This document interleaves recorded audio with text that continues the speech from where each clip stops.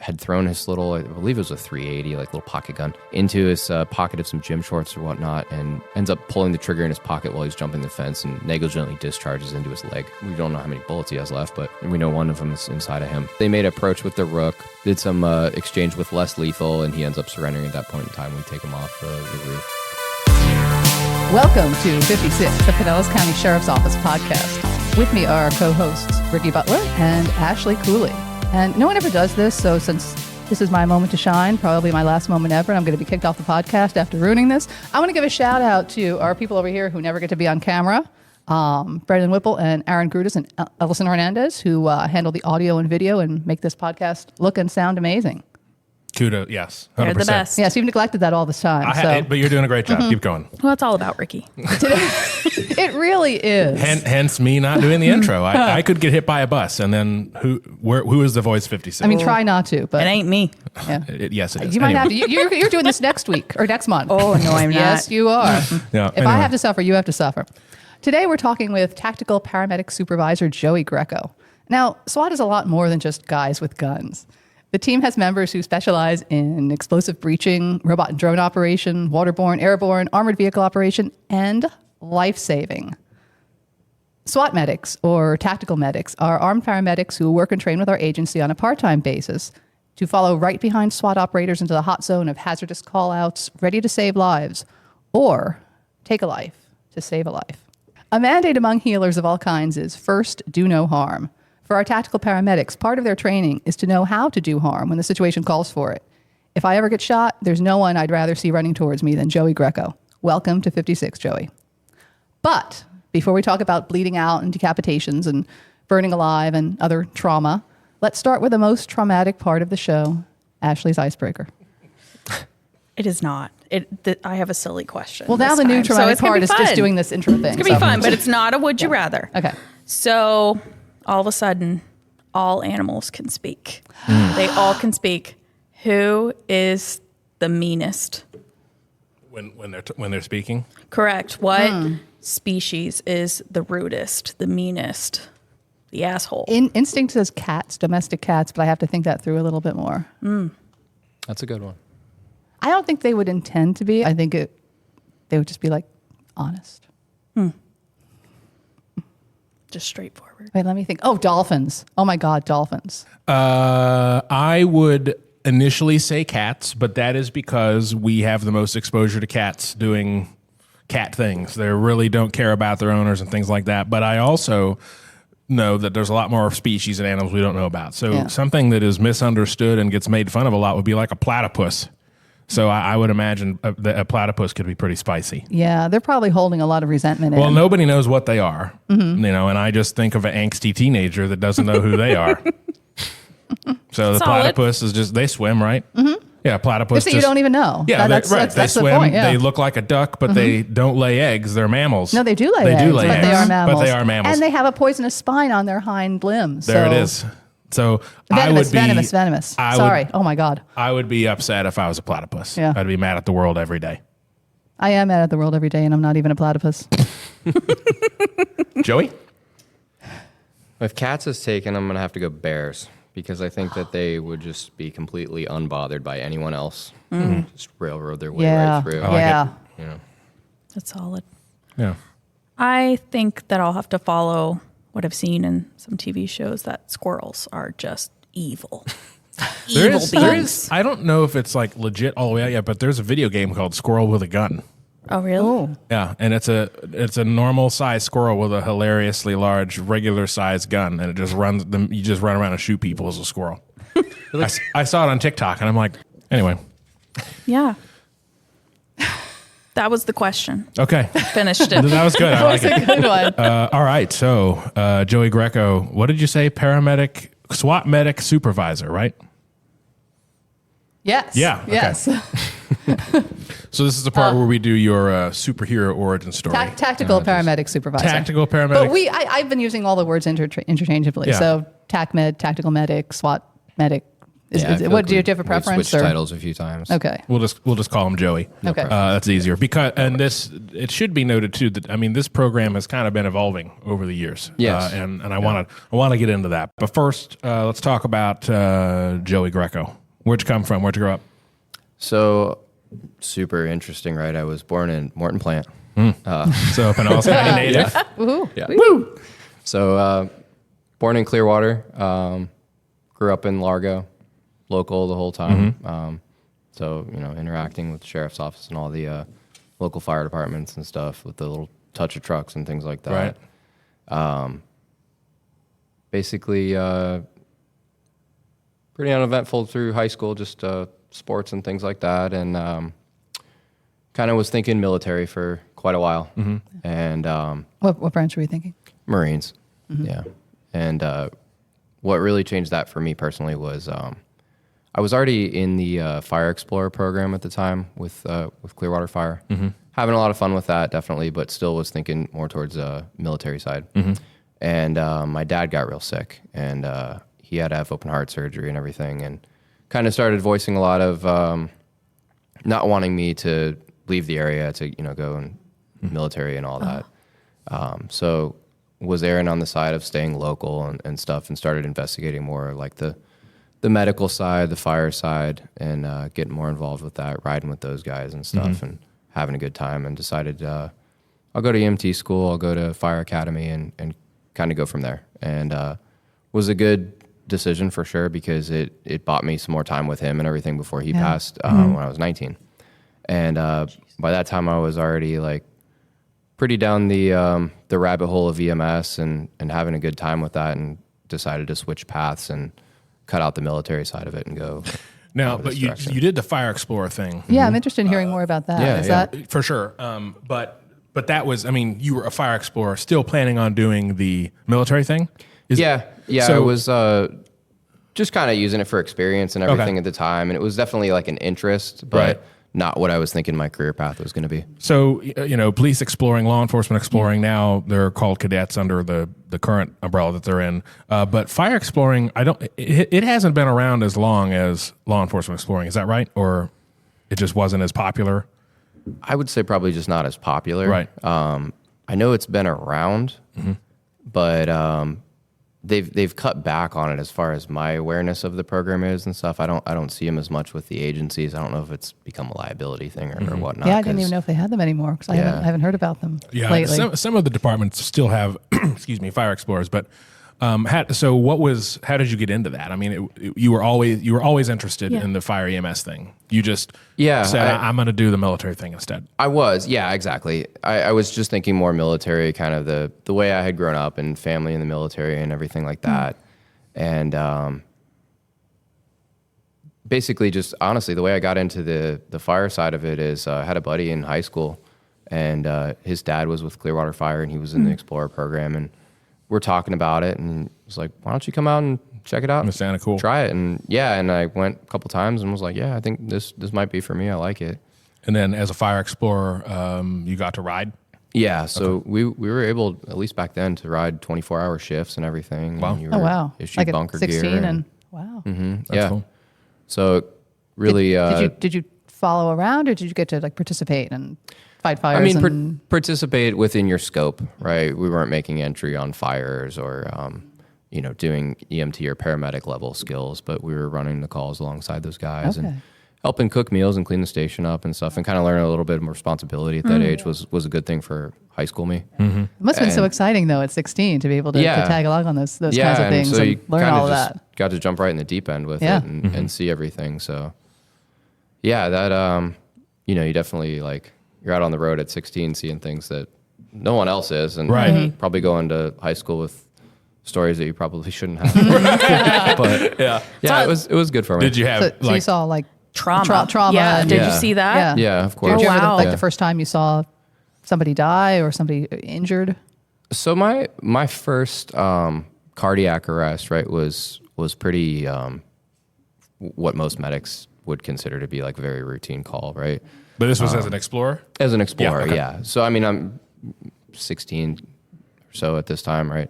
But just like a nursing home, kind of walk in to check on a patient and find them without a pulse and all that. So, I rationalized that in my brain as expected death and not really was pretty unbothered by that.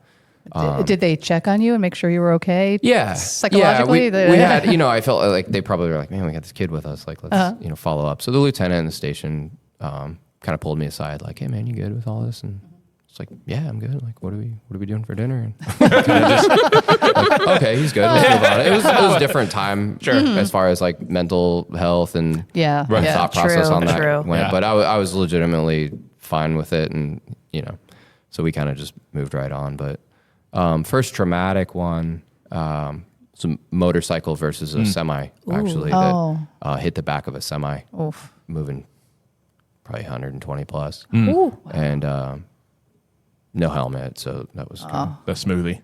Yeah. Oh, jeez.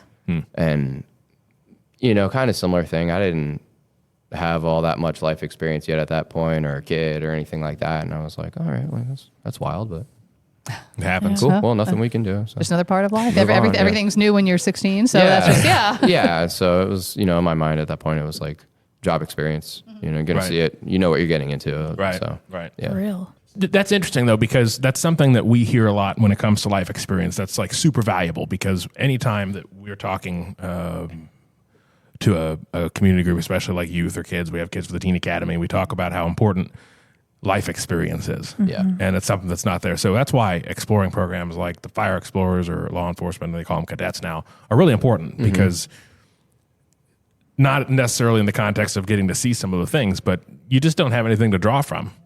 Yep. And you need to know what you're getting into if you're going into a career like that. Absolutely. Whether it's fire or medical or law enforcement. Yeah. If you get on the job and you've never seen a dead body before, you don't know how you're going to react. Yeah. If you've had at least a little bit of a taste of that at a young age, you go into it with open eyes. Right. Yeah. I mean, I don't have anything but positive stuff to say about the Fire Explorer program there and everything. And it definitely did a lot of good for me.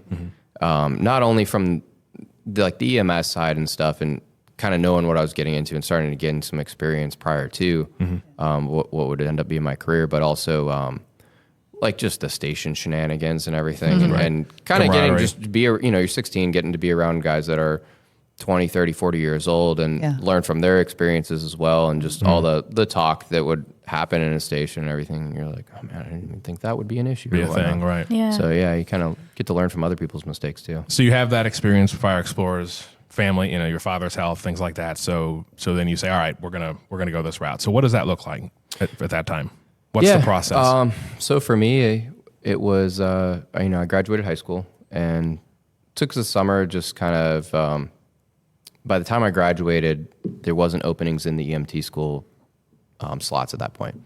So I took the summer, just kind of took some basic classes that I didn't necessarily even need to just not stop the momentum of being used to school, and started Fire Academy EMT school in the fall, and powered on through that, and actually overlapped with Fire Academy. So I was finishing EMT school as I started Fire Academy, and I ended up going through the summer program. So it was like the part-time.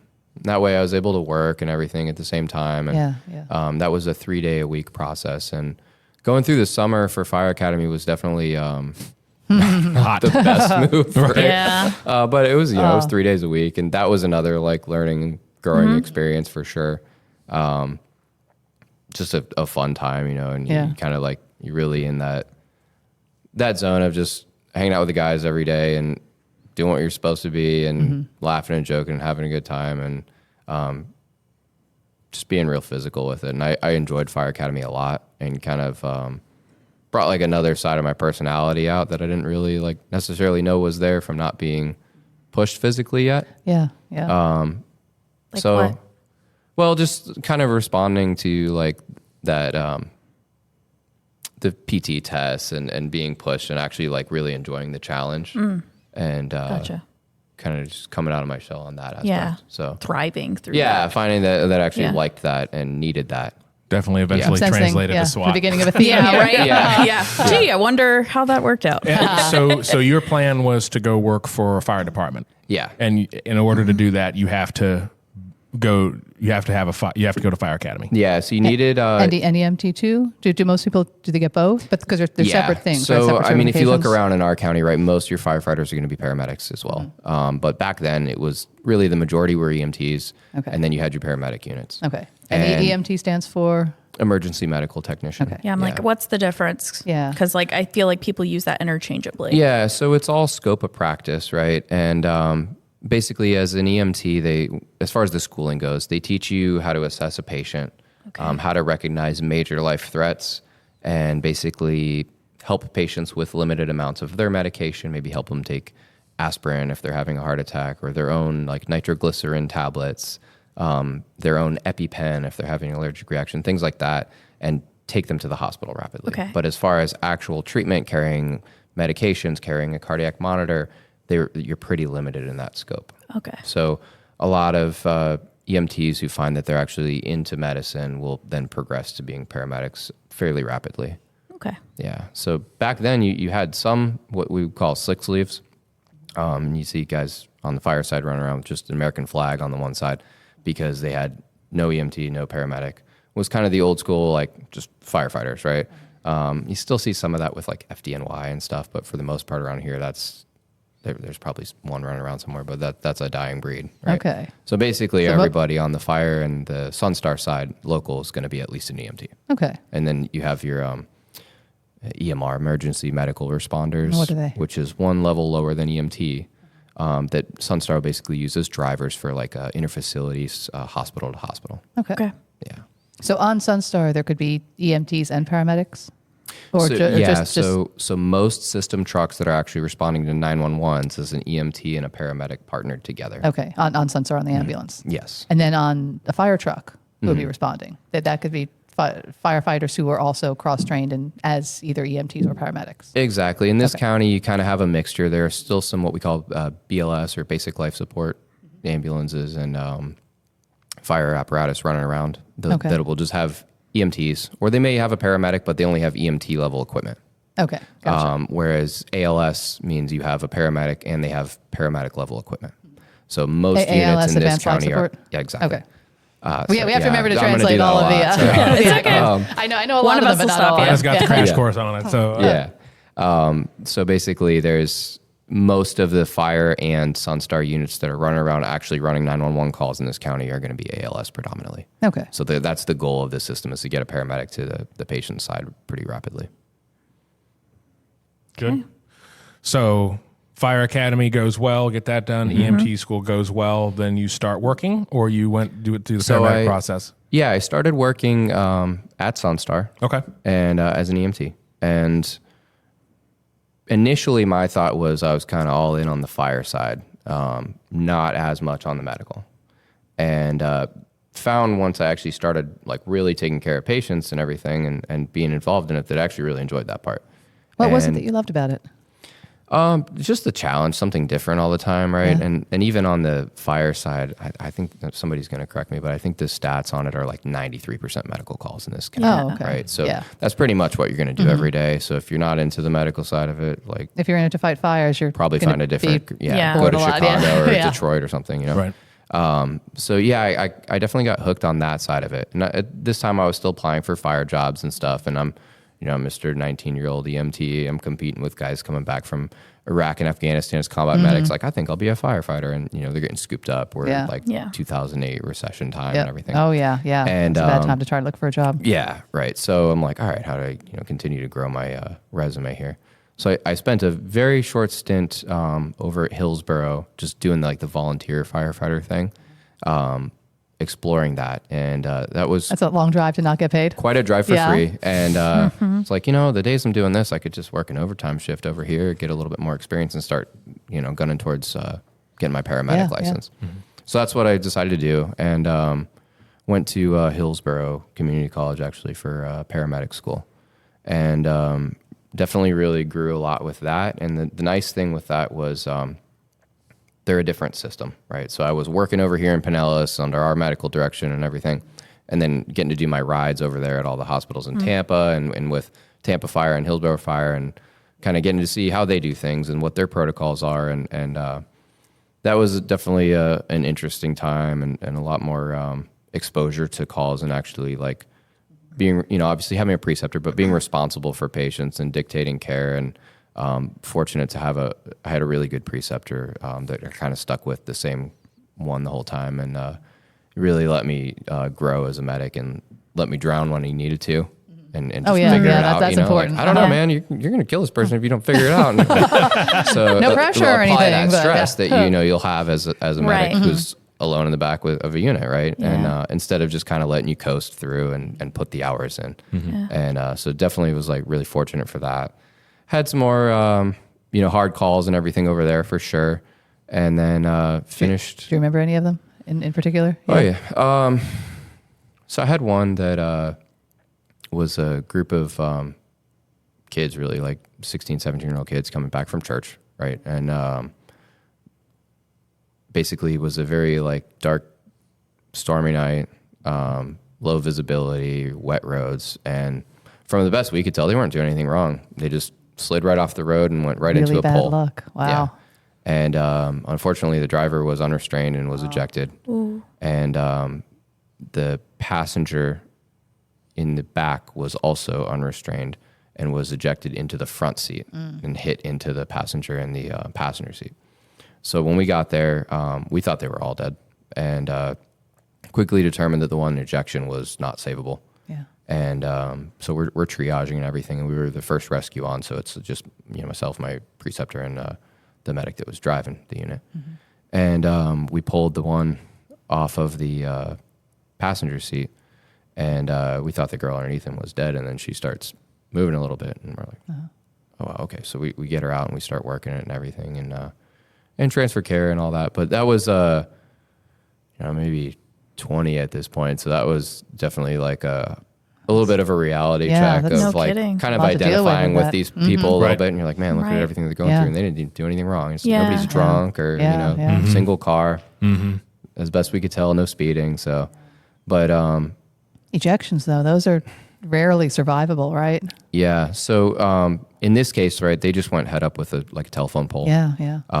But a lot of ejections will come from rollovers. And actually, the way that the cars are designed and everything, like if you're seatbelted and the car rolls, chances are you're going to be fine, like statistically speaking, right? They actually handle it really well. But as soon as you remove that seatbelt, provided that the airbags don't catch you and retain you in the vehicle when you're ejected from the vehicle, your odds drop to like single digit. Wow. So wear your seatbelt. Yeah. Yeah, no kidding. Totally. Yeah. How long is paramedic school? Yeah, so paramedic school for Hillsborough's program at least was 11 months. 11 months. That's okay. a lot, Yeah. All right. From EMT to paramedic school, like the end of paramedic school for me was about a 2-year process, and took some time off, of course, working in between, because I didn't want to make that jump from EMT to paramedic without gaining some experience and becoming a good EMT. It's in my mind, it's like, all right, this is, step one is let's figure out being an EMT, and then we'll take that jump. So, yeah. Cool. Then what? Well, then I patched up at Sunstar as a medic, and spent the next while just figuring out how to be a medic, same thing, and just, let's step away from school again and work that and running calls and just growing over there. And then I took an interesting detour. My wife's family actually got married in the middle of all of that, right? And, how'd you guys meet? I never did ask you that. Was it on the job or? No. So I had a friend that I was hanging out with, just a mutual friend. And she met her like 2 weekends before. And we had been hanging out a lot, just completely platonic. Yeah. And she's like, I met this girl that you're going to love. Like, trust me, you're going to date her. And my birthday was coming up a week later. And she's like, I'm going to bring her to your birthday, and you're going to have a great time. You're going to like this.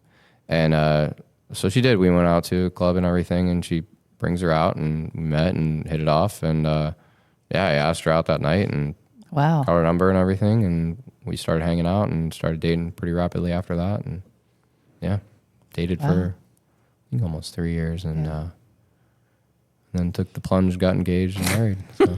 Very nice. So she was right. Yeah. Yeah, she was right. Yeah. Yeah. Why don't I have friends like that just deliver me the perfect person? I don't- You guys better up your game. Well, they make apps. she really did. You know? Oh, well, yeah. But, Anyway, so your detour. Yeah, so her family is she's from Italy, and they had an Italian restaurant, and basically wanted to grow the business and everything. And we, both of us, so my wife was working for Baycare at the time, and we both stepped away from what we were doing and kind of went all in on the family business for a little bit. We helped them grow the business, and ended up opening a couple locations, and we had our kid, and my daughter, who's 7 now, and basically realized that while the restaurant business is fun and lucrative and all that, it is an absolute ball and chain, and when you introduce family into it, that, you know, little kids, that totally complicates everything, right? Because we were like married to the business, and her parents at the same time were getting to retirement age and kind of wanting to scale back and step away from that, maybe towards like a catering type thing. And we kind of had a mutual discussion about, hey, the economy is getting better. Maybe we should look at selling this business. And so that's what we did. And I was really still being drawn back towards EMS and the medical side. it was in your blood. Yeah, like I was not satisfied at all in the restaurant business. What did you do? Did you on the business side, or did you cook? Both. Or Both, yeah. So like, you know, small family business, you're Do you're everything. jack of all Everything, trades. yeah. Yeah. Right. So what's your specialty dish? so I can't brag too much on my cooking, right? I can make a good pizza, and right. Hey, that's pretty much what I did. can't go wrong with yeah. that. And my Yeah. wife, on the other hand, all the dishes. So her and her mom are interchangeable in the kitchen, but for me, yeah, pizza and appetizers, and Okay. right, Italian with an American twist. There you go. And The restaurant's so- not there anymore, is it? Yeah. Yeah, so we ended up selling the Clearwater Beach location, and then there was one on Sand Key as well that her uncle actually took over. So he still runs Oh, it, still okay. in the family. Okay. Nice. Yeah, and he's What's he's it doing called? great Can we out say the there. name? Yeah. Yeah. It's, Yeah. Alan Stella's. Okay. Alan Stella's Authentic Italian. Yeah, he's Nice. over off Sand Key by the Dunkin' there. Okay. Okay, yeah. Yeah, Nice. I haven't been there. I'll have to get out there. Yeah, check it What out. should I order? What's the best thing to get? Sorry, I'm going off on tangents, but I like food. Yeah, I like the frutti di mare. Okay. So basically seafood Yeah, dish, yeah. right? Pizza's good. He's got all the same. Even though menus you're not that we making do. it. Yeah, Yeah, even though I'm yeah. not making it. Yeah, You he's taught him. probably better than I am. Yeah. Restaurant was not my forte. I had a good time, and again, learned, you know, life experience. Going back to that, right? Learned a lot about, you know, how to just manage things, how to talk to people, and just interact, and marketing, and kind of some of that. So it was a good time. It was a good experience for Yeah. sure. But I was also happy to not be doing it anymore. When the time came I got around. that. right. Yeah, because not anything against that, other than I was just being drawn back to EMS. Yeah. Invest a lot in it, so it's always there. Yeah, seeing hearing, you know, seeing lights and sirens and everything running around. I mean, it's Yeah, and my wife was in nursing school when all of that occurred, and we stepped off and kind of took a pause from our side of it, and she was really feeling like a pull back towards that. So it's interesting that we both ended up in medicine. Yeah. But yeah, it was a good time. It was a good experience when it was, but I was happy to not have to be working 7 days a week with a baby at home anymore, and dealing with that, and all the limited sleep and Yeah. everything that comes with. So yeah. But more experience in working under stress and staying calm under stress. So. there you go. Right. The And trade-off. yeah, and a restaurant on the beach, on Clearwater Beach in the middle of spring break is most definitely stressful. Oh, yeah. A different Yeah. kind of stress, right? And, you know, I was used to dealing with people dying and everything, and then people are coming at you, and the way that they're acting about their dish or their wait time or whatever, you're like, nobody's dying here. What are you thinking? Yeah, exactly. crazy. But did you die? Yeah. You're not worth the $50. Yeah, just get out. So Yeah, I could never do that. Okay, so you go back to Sunstar? yeah, so went right back and picked up where I left off, right? So I went back and working my regular shifts and everything, and a buddy who was on the team here, I'll just name drop him, Dave Grabowski. We were like workout partners, and He had just gotten on the team. He'd probably been on the team about coming up on a year or so. On SWAT? Yeah, on SWAT. And so he was like all in on SWAT, talking my ear off about it. And I'm like, well, I'm back at Sunstar. I've got time as a paramedic. Maybe I'll go for it too. And he's like, absolutely, you should. Like, you're gonna like it. You're gonna like it. And I think we got to pause and just to back up a little bit here. So, what was the SWAT medic program at the time that we're talking about was it was in partnership, it was collaboration with Sunstar. Yeah, there were Sunstar employees that trained with our SWAT team. Exactly. So it was basically Sunstar employees subcontracted out to the sheriff's office. We went through like the tactical combat casualty care at the time and SWAT school. And basically we're tasked with under SWAT to help with SWAT calls, help with narcotics, and that was pretty much the extent of Just it. to have the crimes against very children. the limited paramedic right compared there. That's about Yeah. it. Yeah. So paramedic on standby in armor, ready to respond out with escort and treat a patient. So, and before we dive into all that, because there's a lot there, the paramedic is complicated, right? So your school is 11 months, and I have a good understanding of, from my perspective at least, of law enforcement-y things, but obviously this is an entirely different world. So, like, what are, as succinctly as you can, what are some of the basics of being a paramedic? Because you learn all this, Right. and then to me, it's mind-boggling that you can go back into your mental Rolodex or hard drive or whatever is relevant these days for that reference and say, oh, this is what it is. Yeah. So basically, as a paramedic, right, it's like you're expected to somewhat function like an ER physician, right? You're showing up to a scene and you're making a determination as to what you think is actually going on, and you're just going down that rabbit hole. Sometimes right? based on pretty limited information. Absolutely, yeah. So we're expected to make perfect decisions with imperfect information on a daily basis, and Easy, no problem, right? Yeah. do it repeatedly. Life and death are on the line. Yeah. So basically, the way that you do that is you have physicians who put protocols into place, right? Protocols being a roadmap to that specific incident, right? So say you're responding out for an allergic reaction, right? You have protocols for basic life support and advanced life support that is going to dictate what you do, right? And you're making a determination as far as what category you think this call is, and then you're just following that roadmap. So the memory part of it that comes into play is knowing what your protocols are, right? Studying your protocols and getting to the point where you're proficient with them.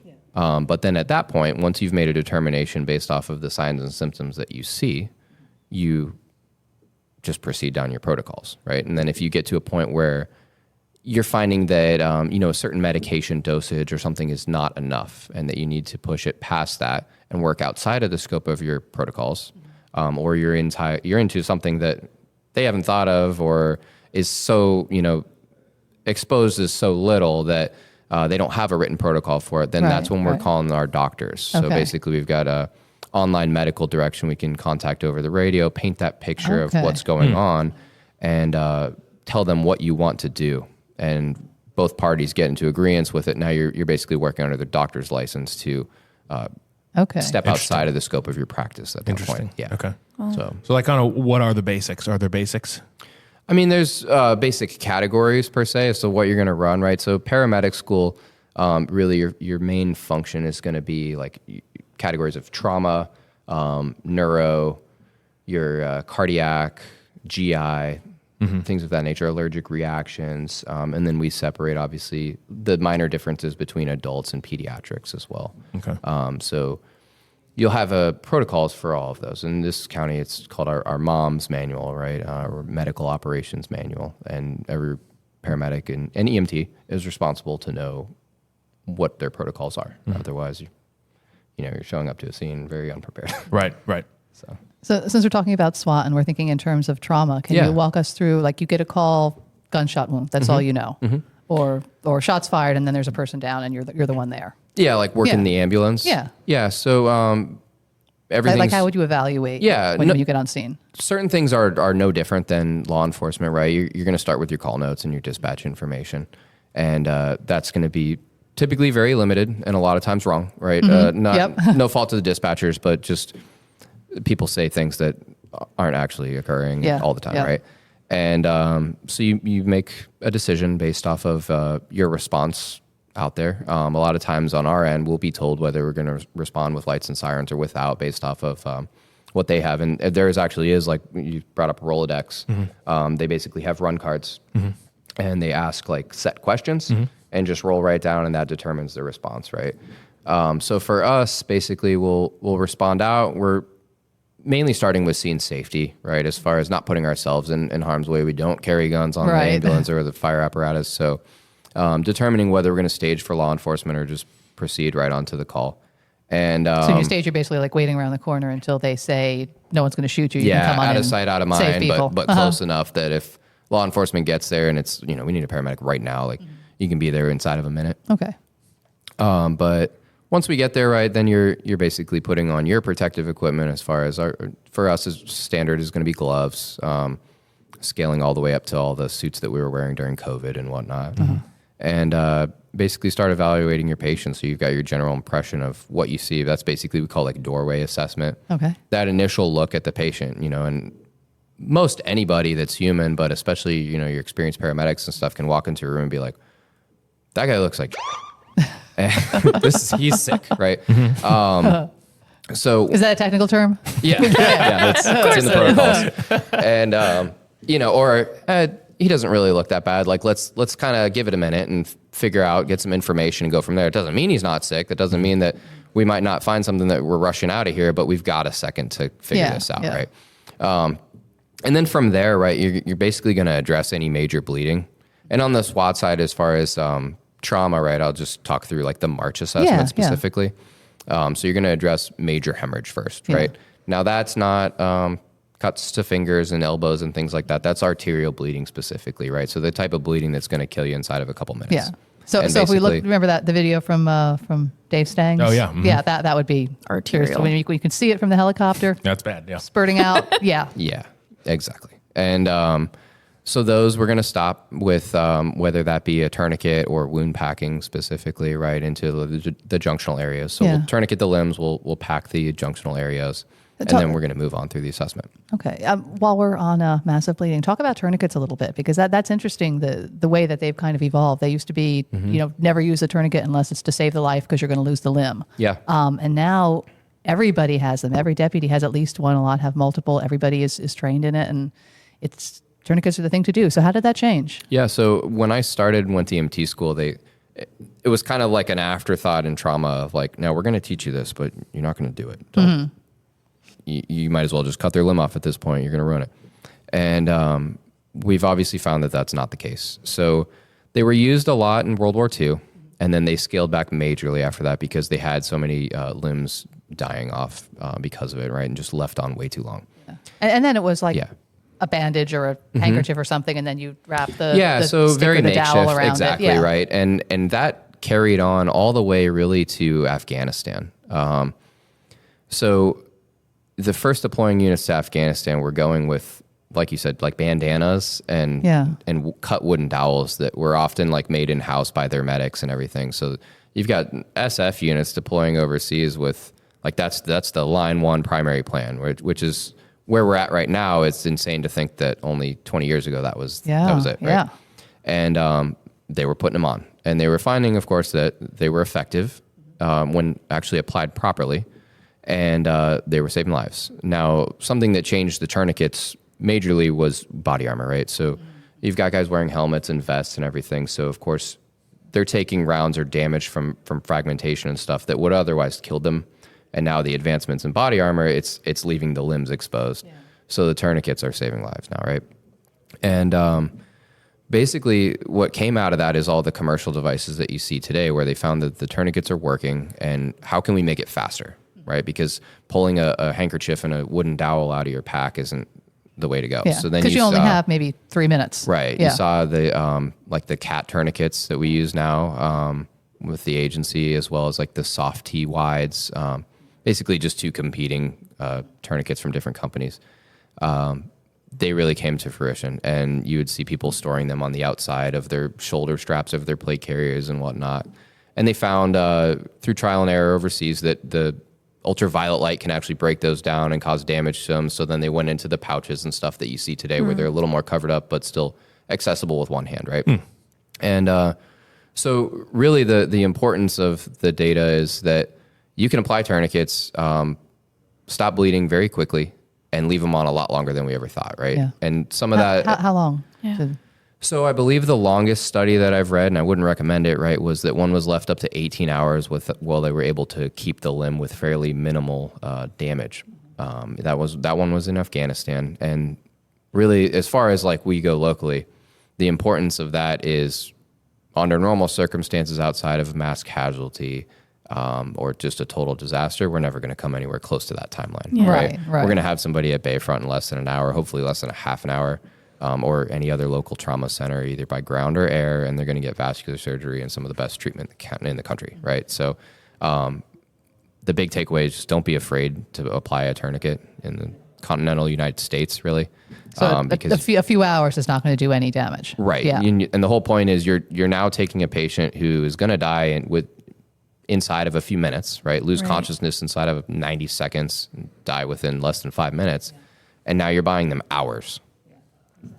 We can do a lot in hours, you know? Yeah. So that's the big thing. And it's taken off in law enforcement. It's taken off in EMS. When I started in EMS, we didn't have commercial tourniquets on the trucks. We were wooden dowel, you know, the triangular bandage and all that, and putting a and we're pen told, light or something don't in use there. And them, you're like, and- yeah, but don't really actually do that. And, you know, all the way to carrying them on the plate carriers and everything, even on the civilian EMS side. Yeah. And they're easy to use. They're easy to train. Yeah. Right. Yeah. Yeah, 'Cause people absolutely. can self-apply. I could get shot in the arm and just one-handed. So put yeah, it and on. we teach the guys, you know, set yourself up for success with one hand as well. So keeping it in a central location that can be accessed with either hand, and keeping the timestamp out of the way of the windlass, so that you're not turning a one-handed process into a two. So actually, like the way you have that one set up is staged just fine. But yeah, you want to be able to just take it out, whip it open, and swing it over a limb. So our standard practice is we're going to basically follow a tourniquet up with pain medicine as soon as we get the patient to the point that they're hemodynamically stable enough to give them. That means their blood flow is stable enough. So basically, Maybe They're not I know bleeding. hemo means blood. yeah, my wife told me to avoid the words like that. So basically that the patient is stable enough that you're not going to kill them with pain meds or introducing some other movement or anything into that, right? You've got to have a high enough blood pressure. And Oh, okay. yeah. How much blood? Theoretically, so theoretically, even if you're, with a tourniquet on, your blood pressure should go back to normal. So it's all going to be dependent on how much blood you lost, right? And that's why, like, one of our biggest things on the team is teaching, right? And teaching the operators self-aid and buddy aid.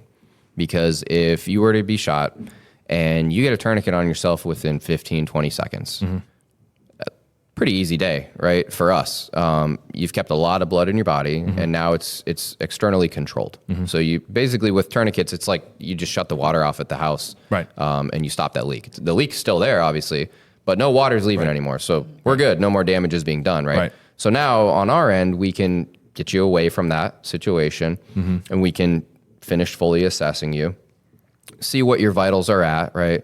Treat you as far as if we need to give a little fluid to get your blood pressure up, and then get you some pain medicine and get you rolling towards the hospital. Basically, We're going to do all that on the way. Take the focus off of this bleeding and work on the rest of it. Exactly, right? So in our world, we're stopping timers. So the moment you were shot in the limb, right, and it severed an artery, you started a death timer, essentially, right?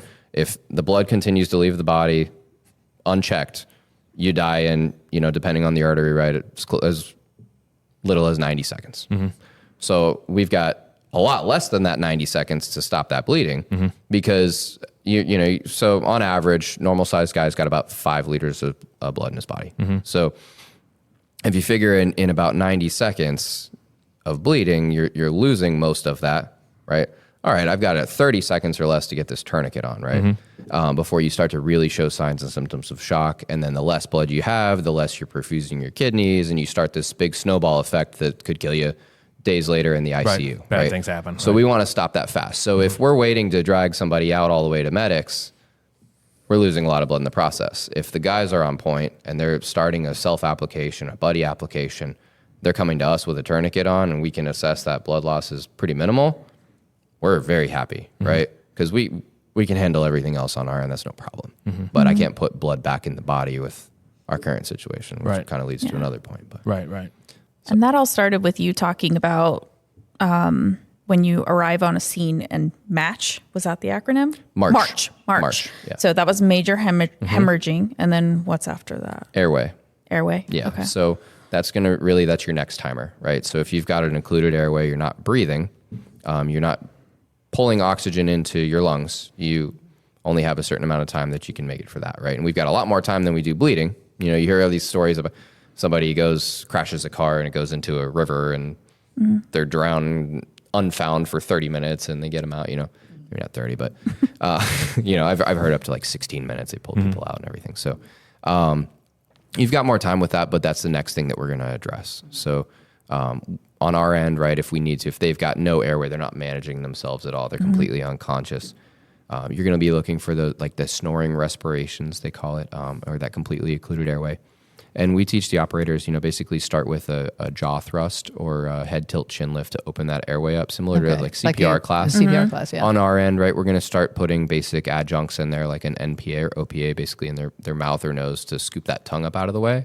That's about as basic as it's going to get from the EMT level all the way up to intubation and cricothyrotomy for paramedics. Which that's the word basically cutting into the throat and what they always show in the movies where you can have a ballpoint pen and stab them in the throat. Yeah. So we can do that, right? We all carry pens civilians for just can do that situation. Okay. No. I'm ready. I'm ready. On our Everyone end, can that's breathe? going to be Okay. a scalpel cut down and everything. And then we're basically putting that same endotracheal tube that would normally go in through the mouth in through the throat if you have such an obstruction to the main airway. Dang. Yeah. Okay. Yeah, that's where it starts to get real. Yeah, no kidding. So and then So ours is going to be respirations, right? okay. So you've now fixed the airway, you've fixed the way that they actually get oxygen in, and now you want to assess, are they breathing? And if so, are they getting an adequate amount of oxygen in?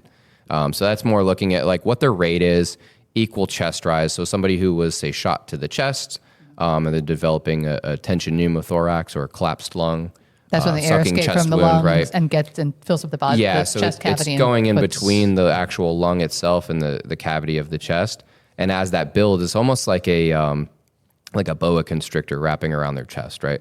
That air is going to start to form pressure and push the lung out of the way, right? And as it does that, it's actually going to kink off the heart and all the vessels that run up to it, shove them up out of the way, and it's like taking a hose and just clamping it. And now none of that blood flow can go. So now you code the patient. So then the chest thing, what was that? The chest needle decompression. Yeah. So you get stab stuff when it goes in south. The right landmark. Yes. Stabbing things. yeah. Not just random stabbing, right. very precise stabbing. So then that takes the blood off and the pressure off. Yeah, so the needle decompression won't evacuate much in the way of blood, but it'll get all the air out, right? If the blood is the problem, because that would be a tension hemothorax, right? Okay. Then on our end, we're going to do we're going to start a finger thoracostomy, which is basically, the medical director's going to hate me for saying this, but it's a chest tube without the tube. So we're going to create the hole, and we're going to evacuate. You're basically going to put your finger into their chest cavity and pull a little bit of tension and evacuate that blood out of there. And then we're going to seal it with a chest seal. Now, when they get to the ER, they can just feed a chest tube up in there, seal that process off, and drain them with the chest tube. Dang. You just get to stick your finger right up inside somebody and not without risk, right? Shots to the chest, creating fragments of rib and things like that can put the first responder at risk as far as cutting their. he's processing this still. But you would also. But you're talking because I was thinking if you get shot in the chest or whatever, if you sticking anything up there could impact whatever is still stuck in there, right? I mean, or is that like if you get shot and the bullet creates a hole? But you're making a new hole, right? Yeah. So okay. So we're going up in here without going into too much detail. We're going up real high in the ribs. Okay. So you're not going into that in cavity. Got it. Okay. Yeah, and basically you're feeling that texture of lung. You're only cutting just through that pleural space in between the ribs. Enough of an opening to get in there. Yeah. Ricky's ready just to stick his finger in the bullet hole and wiggle it around until he helps. That should be good enough. They're just screaming through the whole That's what thing. Joey told me to do. I listened to this this is helping. podcast once and it just said stick it in. No. Wow. Okay. Yeah. What's the next letter? C. C. Yeah. So circulation. Okay. So that's when we're looking at skin color, temperature, condition. We're checking pulses, right? So radial pulse, good rule of thumb is the blood pressure is going to be right about 90, give or take. That's not 100%, but they're perfusing everything, right? So all their organs that are sensitive to lack of blood flow and oxygen, they're getting blood and oxygen. If we don't have that, right, then on our end, we're going to look at IV or IO, which is, I'm sure you guys have seen or heard about it, where you're drilling into the bone if you can't get IV access to get fluid, right? So that's I kind have of not heard about drilling into the bone. Oh, we can't get into your, but just get a drill into your bone. Yeah, there's a lot of YouTube on it. There's guys on YouTube doing it to themselves, which is crazy. But apparently the drill, I haven't experimented with this myself and don't intend to, but the drill itself and the needle into like your tibia actually doesn't really hurt. It's when you push the fluid through and you push that marrow out of the way that, That's come when it up off hurts. the bed. Oh. Yeah. What kind of drill are we using? Like DeWalt or? Makita. Ryobi. No. So it's all easy IO. It's called. It's like a little red drill. It's all, how medicine is. It's all. All right. Because it's medical, it's expensive. And Yeah. It's probably Why a would you do $10 that? drill. Why would you do that to yourself? To teach. Yeah, it's mostly Army guys. I've done it to myself, so I can, teach you how to do it. Yeah. Oh, there's videos Okay. all over YouTube. It's pretty wild, but We'll have to look for that. It's a good After I tool watch a for little us. more Couldn't squirrel be me. content. yeah. So Okay. on the SWAT side, right, to kind of off topic, but to save weight in our backpacks is a big consideration. We don't carry the drills. We just carry the needles. So then at that point, you're just hand boring it in. Ooh. Which is another experience entirely. You done that before? Yeah, so part of our research every year, we have to. So we do it on like cadavers and cadaver Oh, lab okay. and all Okay. that.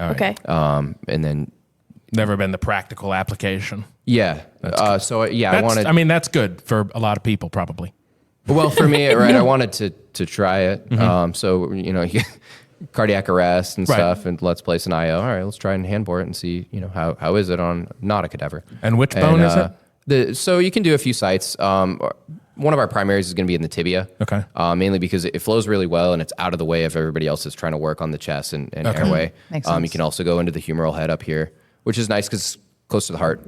But yeah, it's kind of dealer's choice sometimes. Right. Best site.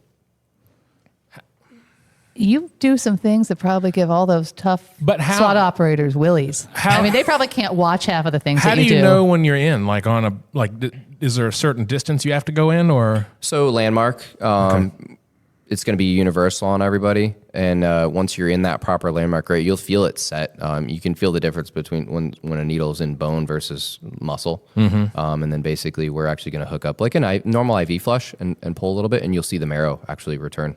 I think you'd have to put a tourniquet around my neck if you're going to do that to me. So now typically we're not doing this on conscious patients. Right. If Oh, we okay. are, we're Okay. pushing a medicine called lidocaine okay. through Okay. that's going to numb the area. That's okay. Yeah. That's okay. That makes, all right. Yeah. And fentanyl? I want fentanyl if you're doing this too. Yeah. Please. All right. So what's next? H? H. Yeah, so Did you forget for a second? Yeah, I was like, you looked at the ceiling. We never make it where that we far. at? They We're- die before I get to H. we're way down the rabbit hole on IOs here. Yeah, we are. Yeah, so hypothermia and heat injury, right? Or heat. Let me back up here. Yeah. Head injury and hyperthermia. Okay. So basically, Wow. we're going to keep the patient warm. And I know that we'll explain this to people the first time that they're going through our classes and stuff, and they're like looking around like it is 100 degrees outside. What are you talking about? So you will not clot if you're cold. And basically, when you bleed, right, you're losing more volume and you start to get colder, regardless of ambient temperature.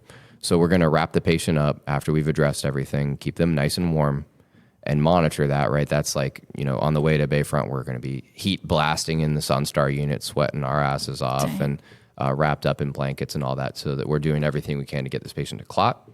And then we're going to address head injuries at that point in time, right? So that's like your patient's mental status and taking that helmet off. You know, maybe when they got shot, they fell backwards and held their head on a countertop or the ground or whatnot, and addressing all of that. Now, is that throughout this? Is this all before getting in an ambulance? Yeah, so this is all going to occur in less than a minute. So this is Wow. If you're just running through this assessing, your assessment's going to take less than a minute.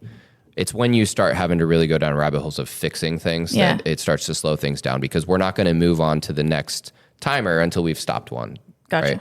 So if we're stuck addressing an airway with a crike, obviously that's going to take a little bit of time to accomplish, and you're going to knock that out before you're moving on to your respirations. Gotcha. But still, even if that's the case and that's what you did, and let's say they also have a head injury, you're not in the ambulance yet when you're at that H mark. No, it's all dependent on if your transport unit and everything is already there, right? Then we would do a very quick run through of all of that, addressing life threats, get them in the back of the unit and start moving. And anytime you move your patient, you want to obviously reassess everything. So we're going to start right back at the top and roll right back through it. Now, the thing that changes that is obviously your massive hemorrhage now is just going to be assessing, did my tourniquets pop loose when I moved this patient? Does anything need to be readdressed or something shift around? Which shouldn't take much time at all, right? You've already mostly addressed, and then you're just moving on. You're confirming your airway again, and so on and so forth. Yeah, Gotcha. So All right. that way you're not, 30-minute transport to Bayfront. Meanwhile, they're bleeding out on the stretcher the whole time, and you didn't notice. Yeah, that's That makes sense. Not best That'd be practice. embarrassing. Yeah. yeah, no. We got him, but he's dead. Yeah. Okay. So, We have to go back to the SWAT tryouts. yeah, well, we can go back to the SWAT thing now. So your buddy, somebody your workout partner is talking about SWAT doing this thing, and then you decide, all right, I'm going to do it. What does that look like? That looks like August. Oof. Oh, Yeah. do you do every hard thing in the summer? Yeah. Come So on. I picked the worst possible. I don't think we've ever had one in August since. So that was. Yeah, they've always been in April since I've been. Smart, Nice, yeah. pleasant Yeah. April. So, it's actually funny. Sergeant Johnson, Mike Johnson on the team, was trying out to come back. And I didn't know anybody, other than Grabowski, who was a pretty junior medic at the time. And I show up, I got my workout stuff on. I got one Zephyr Hills bottle of water. And Mike looks over at me and he's like, holding a gallon of water. He's like, you can have some of mine. That's not going to be enough. And I'm like, I thought we'd have a chance to fill it back up. And he's like, no. And then it was just full send the rest of the day. But overall, I had a good time at tryouts. It was fun. It was challenging. It's long and intense. So I want you to tell us. I was out at Ashley and I were out at one of the SWAT medic tryouts, and it's the things you guys have to do. Yeah, it's a marathon. And then rescue somebody's life, save somebody's life. So run us through what the day looks like. So there's a warm up in the morning. Which I just have to say, like 20% of the people drop out during the warm up when I was there. Yeah. Is that typical? That's 100% typical. And what's in that warm up? I know there's like So calisthenic movements. yeah, Right. Like Push-ups, sit-ups, squats, burpees, flutter kicks, hello dollies. What is a hello dolly? Hello dollies, kind of the opposite of a flutter kick. Legs go in and out. Got right? Different muscle groups, and it's the warm up is a smoker really, and I think what gets people in the warm up is more the not knowing when it's going to stop. Right, you're not the one that's counting their reps, and I mean without D-Bolt's going to read through this anyway, so without giving too much away, right? It's like. Yeah, we're not going to do 10 reps. You might think you're going to do 10 reps of something very hard, but we're going to do 12 just to mess with you.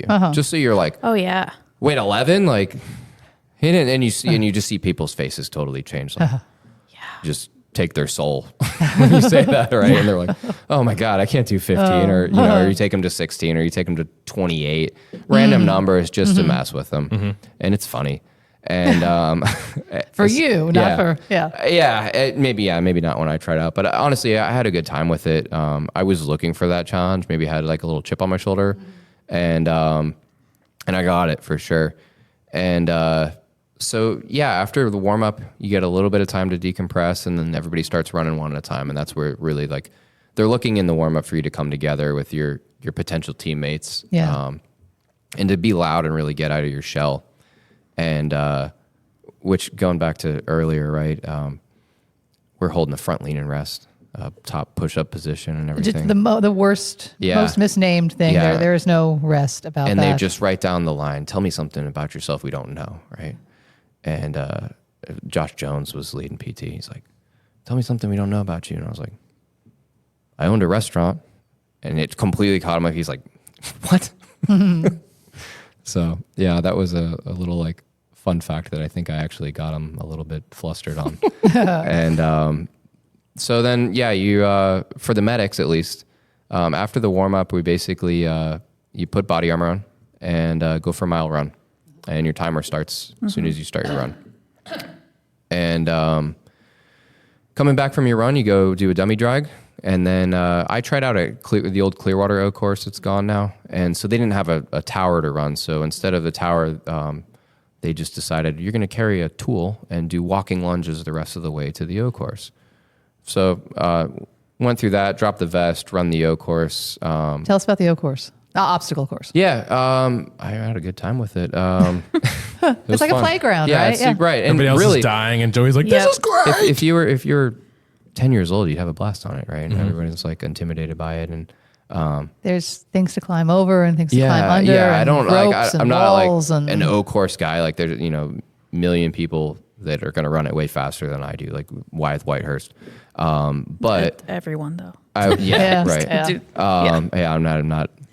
I'm okay with that. Right? He can have that. And there's a part where you're like waterboarding yourself, where you have to go under the water and the mud with the mesh on top, the gate on top of you, and you.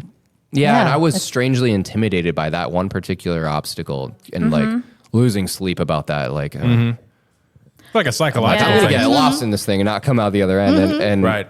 it was so easy. It's just going to leave you there. Yeah, and it was like so much build up. It was so underwhelming. Like, oh, that was it. All right. Yeah. And so basically finished the obstacle, and I'm like trying to catch my breath, and one of the senior medics at the time just grabs me by the shoulders, and he's like, "Let's go! You got an officer down!" and runs me down about another 100 yards down to the end of the range, and there's a mannequin laying there, all moulaged up, bleeding and everything. I'm like, all right, it's time, right? And I was what's your pulse felt like pretty at well this prepared part? for it. Oh, Yeah. probably close to 200. Yeah. I felt pretty well prepared for that. I had kind of been running a lot of scenarios through my head and everything, and I was an experienced paramedic going into it. So that was really pretty uneventful. I just worked the assessment, worked the algorithm, right, and just one task after the next. And about halfway through, and it's funny being on the other side of it now because you'll see it with the other candidates. Your brain like turns back on halfway through the scenario, and you realize you've just been on autopilot, just working through your training, right? And now you're all of a sudden critically thinking again, and you're like, wait, did I address these things?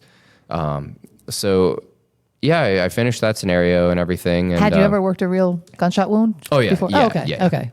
Yeah. So, and that was kind of the interesting thing, going to the SWAT side and everything, already having that experience. And in this county, you have to be at least a 3-year paramedic before you even try out. Okay. But it was still it was like, we're taking pretty seasoned, not that 3 years is a super long time, but we're taking pretty seasoned paramedics. Yeah. And you're like, hey, you're the new guy and you don't know. Right. And, I dealt pretty well with that as well. Cause in my head, I was like, yeah, I don't know anything about this environment, but I want to learn. Right. So that was the basic tryout there. And then for the medics, there's also a written test, right? PHTLS based or pre-hospital trauma life support. And we had a swim test. But So those parts are like separate. Yeah. They're not part of that. When we went out there, I couldn't believe it was SWAT operators, so our guys, and the tactical medics that were trying out. And you guys went through the whole thing. The operators were done. Yeah. They were all done. Yep. And they're like, yeah, good job. And then your tactical paramedics, like you said, you grabbed them by the arm and brought them over and they're heaving. Yeah, we basically just drag them dry heaving into the and scenario. then this guy's dying and here's the situation. And I'm just like, oh my God. And they're still heaving while they're going through it. And they're like, okay, they have respirations. Okay, now I'm going to check, because they have to verbalize what they're doing to you. Yeah. At the same time, it's like, holy there's a hell. method to the madness, right? Yeah. It's not just to be mean. No. Or any form of hazing or anything, right? It's because, all right, you've been integrated on this team for a long time, and all of a sudden your friend is shot, right? What do you think your heart rate's going to be and how you're going to feel, right? Yeah. So we're definitely looking for a certain type of person. Yeah. And that it's funny because between that and SWAT school and stuff, you'll see people that you didn't really necessarily think had it completely come out of their shell, and it just changes their personality. And you're like, okay, now like I woke you up. What you were talking about with yourself. Yeah. Honestly, yeah. So the tryout is one piece, but then there is SWAT school. Yeah. But kind of so I would imagine that our SWAT operators were happy to, the concept of having a medic is good. They like that. But you're still a civilian. You're not law enforcement, and you're kind of coming into this new realm, and you're going to have to earn your way in, which obviously it sounds like it was a cakewalk for you the way you're talking as far as, no. I mean, it's like, it wasn't like, oh my God, you had that life experience. You'd been prepared and, obviously you prepared more than others may have, but I would imagine that besides the physical piece and just the technical pieces of it, you have to kind of earn your keep there. You have to earn your way in. When we talked to, I think it was when we were talking to Sergeant Diebold, we were talking about, how the drone guys and the robot guys they felt like they wanted to earn their keep, to have that, to make sure they're not looked upon differently by the team. Yeah. What was that like for you and for SWAT medics in general? So at the time, right, we were unarmed, Sunstar subcontractor program. So there was definitely a little bit of a split at that time versus now I feel like we're really that one team concept, and we've definitely come a long way in that. Credit to a lot of different people on that, and they know who they are. But at the time, right, being a new guy, period, was they were gonna have fun with you, right, and they should. But being a new medic was even more so. Like they don't know you from the road, from patrol or anything like that, or just an outsider. The medics might know you. They may have recruited you and know that you'll do well, but the operators don't know you at all, and they've got a lot of trust to build. So on my side of it, I showed up to training the first night and figured I'm not going to shoot. I'm not going to participate in anything, but I'll bring everything and have it just in case, But they're probably just going to sit me off to the side. Were you a gun person? I was. Before? Yeah. I kind of always have been. And I did do a lot of shooting on the side and stuff. So on that aspect, I felt like pretty well prepared, but basically I get there and walk up and they're like, all right, well, like, your first training night, like, tell us a little bit about yourself. And I probably get like 2 words and they're like, yeah, nobody cares. Sit down. Like, fair enough. All right. And they're like, well, you shoot? Like, yeah. And they're like, you got your guns with you? Yeah. Did they even know your name at this point? No. So actually I started with another guy, Austin Figueri, and we were new guy 1 and new guy 2. Which one were you? I believe I was new guy 2 at that Okay. time. Now this is coming in under the Sunstar partnership initially, though, right? Yeah. Okay. Yeah. Okay. And to the medics, we had names, right? But on the operator side, not much, right? We hadn't proven ourselves. Medical guy. Yeah, and not even, right? Because at this point, they don't trust you at all. They want the medics that they know. And so I run the first course of fire. It's just a number of different movements down the 100-yard and kind of transitioning between long gun and handgun. And they go down and check my targets, and everyone's kind of like, oh, all right, you can shoot. And could the other guy shoot? Answer. He wasn't a gun guy at that point in time, but it's amazing how fast the team can take somebody who has no experience and make them a shooter. Sometimes people with no experience are a lot easier because they don't have bad habits and all that stuff. Yeah, and within 6 months, he was crushing it. But they're like, oh, all right, new guy can shoot. All right, you're new guy 1 now. Promotion. Right. So, that's awesome. So, that kind of started that way. And then basically just spent the next few months from really, I was fortunate. I had from August all the way through the next October to get prepared for SWAT school. So at the time, we were doing our TECC in Tactical Emergency Casualty Care, which is basically medic SWAT school, June. So I got to go to that, which physically was not as intense as SWAT school, but it was a step towards that and learning how to be a medic in the tactical environment.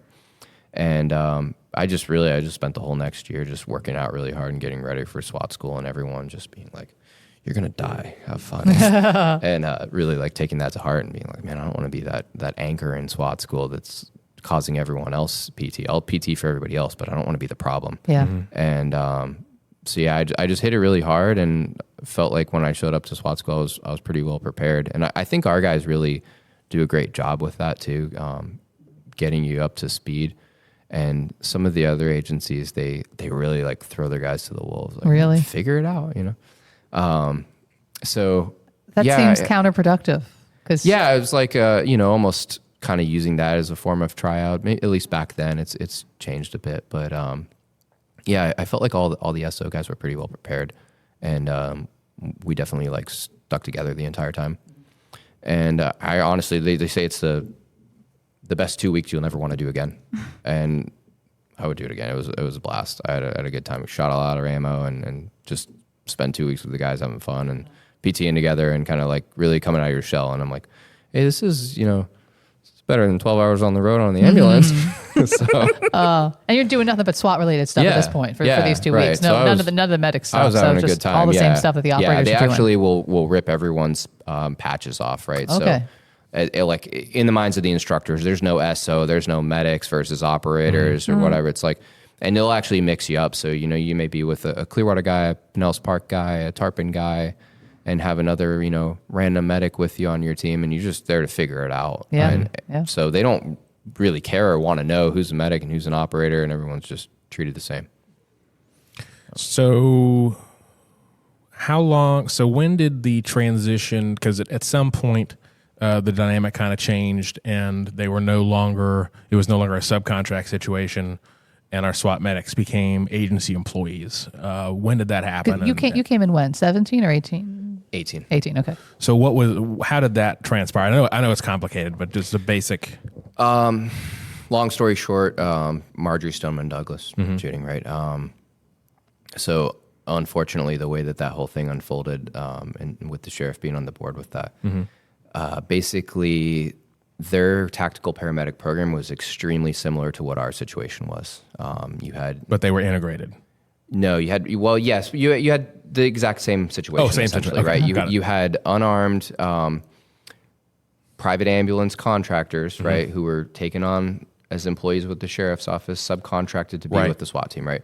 And those guys were brought into this situation, this hot zone, unarmed, with escort, obviously. Sure. And everyone was fully willing in that situation, right? As should be. But it identified a potential problem of, hey, we just brought more unarmed guys into a hot zone. That's not really best practice. Like, how do we look at fixing this? So the sheriff spearheaded the program with kind of just trying to figure out what the best solution was. And it ended up being to take us on as employees directly and create that situation where they were able to arm us. And actually, it created a new state statute for the armed tactical medical professionals, right? So then we came on as sheriff's office employees, and there was some more boxes to check, and now we became more responsible for. We were shooting before, and obviously the team wanted us to know how to shoot, and there was kind of that unwritten, like, hey, if things go down and I'm injured, like, by all means, grab my stuff and do what needs to happen here so you can work on me. But it changed to now we're responsible for carrying a gun and adding another level to that, right? And for us, it's been good. It was definitely a confidence booster for the guys to know that, like, we're armed ourselves and able to protect ourselves. And a lot of the guys, all of the guys who were and girls who were doing the SWAT medic program, were shooters or had become shooters secondary to being on the team at least, and concealed carrying in their personal time. And now you're going from walking around as a civilian every day concealed carrying to coming to work and being brought into hot zone situations and you can't carry, right? Right. So that definitely changed the game. But more importantly than that, because we were already doing the job unarmed. So at the end of the day, we didn't really care. It was probably, maybe this is too I'm making too big of an assumption, but it had to be also a big relief for the operators because they were, I'm sure, even though they were doing their damnedest to do what they're trained to do and stay focused on the task at hand, they're also worried about you guys because of that cohesive team. Right. piece. It's like you're escorting a VIP or dignitary through a hot zone all the time now instead of a fully functional teammate who can also have your back. And right? I think kind of just bigger picture context for listeners is obviously a whole lot of things changed related to procedures with the Stoma Douglas shooting, but it also comes down to a time piece and being able to, because we talked about it a little bit when you were talking about staging on the FD side, waiting for a scene to be clear and a scene to be safe. The less that you have to worry about that, the faster you can move in and start helping people. So, right, because it goes back to those timers, right? Stopping those timers. So the faster we can get to the point of injury, the better. So and I kind of forgotten that. So the agency, the sheriff's office employee piece and arming the all piece, that was a single move. Yes, right. And so more importantly than the firearms, right, for us is the fact that coming on as sheriff's office employees really changed the game. It actually changed our job title really from SWAT paramedic to tactical paramedic, right? And that whole move opened us up to other divisions. So instead of just being really solely tasked to SWAT and lent to narcotics, that's kind of when we really started this whole process of getting out with the Marine units, getting involved more with the training division and doing some teaching and assisting with the mobile field force and things like that, getting more exposure out to the patrol guys, and hopefully expanding more on from there, right? Because in my eyes, if we can really start to teach more of this knowledge to the deputies, you know, the running joke with FD and with EMS is the second responders, right?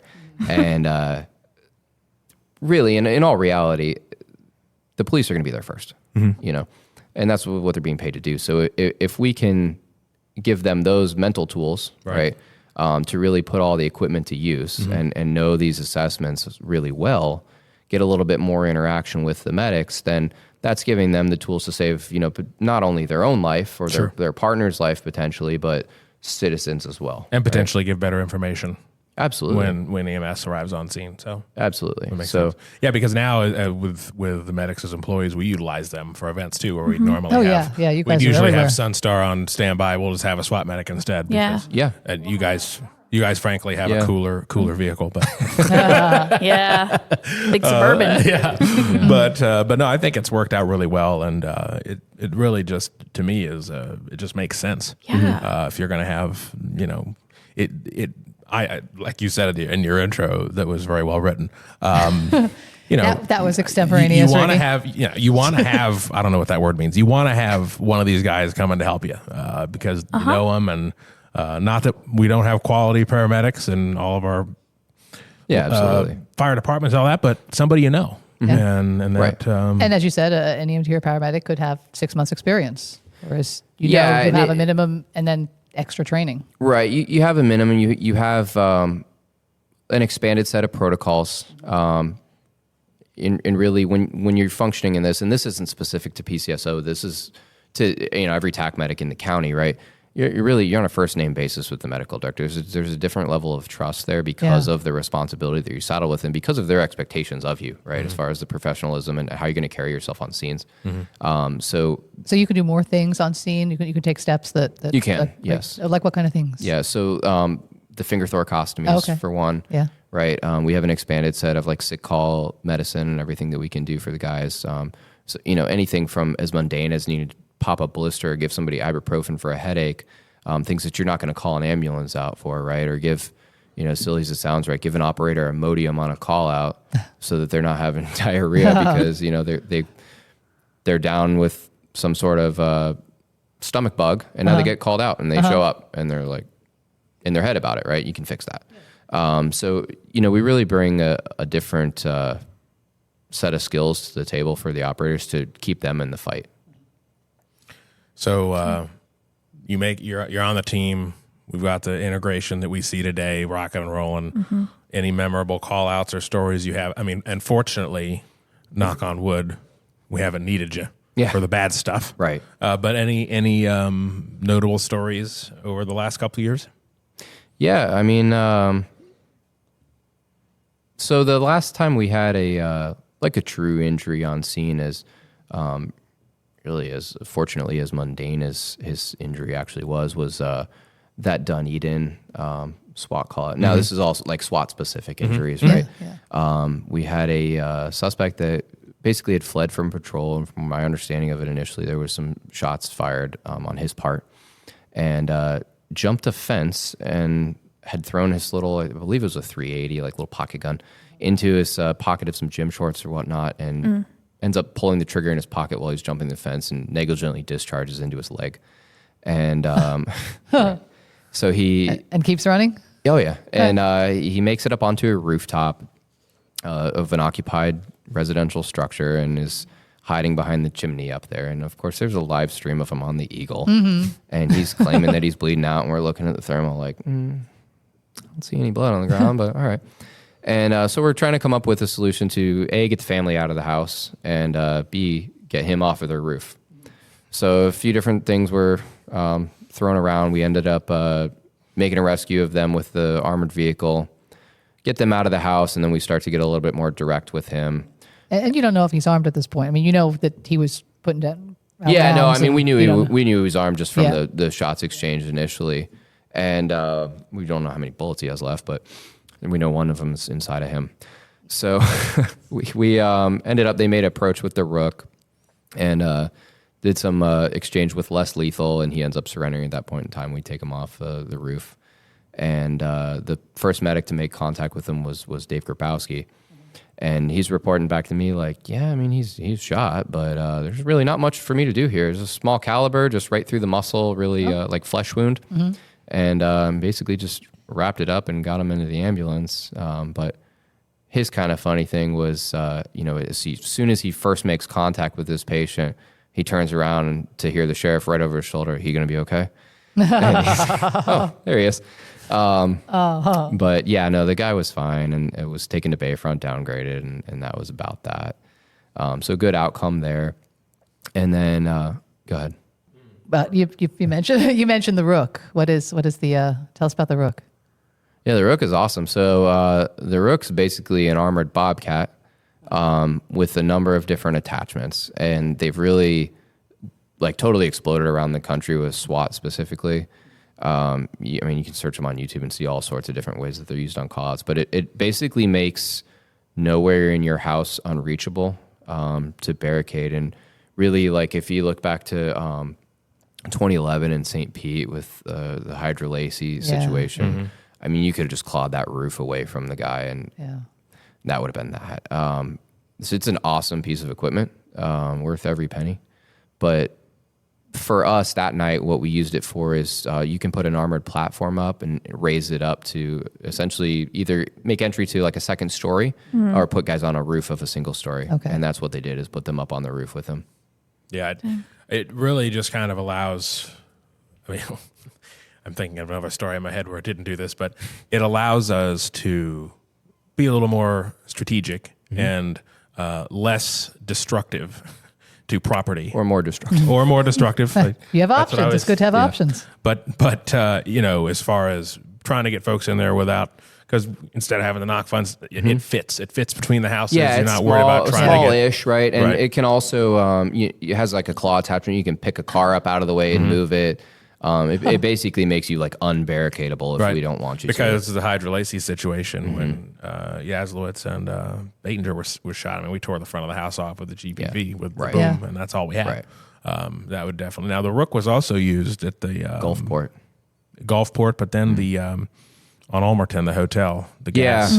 Yeah, it's a limited effect there. The Gulfport one was hilarious because we basically just pushed the ram through his front door, and he was like, "Nope, I'm done. Don't destroy the house." But with Ulmerton, that one was a little bit more complicated, being a hotel. And I don't want to speak too much to the guys' tactics and stuff, but essentially, Pinellas Park had been out there for hours on end, lobbing gas rounds in, and their guys were pretty well smoked. And it was coming to that time where, like, unfortunately, their commander had to make that decision to rotate a new team in and not put them at a higher risk level, right? So we get the call from them and respond out there about 5:30 in the morning.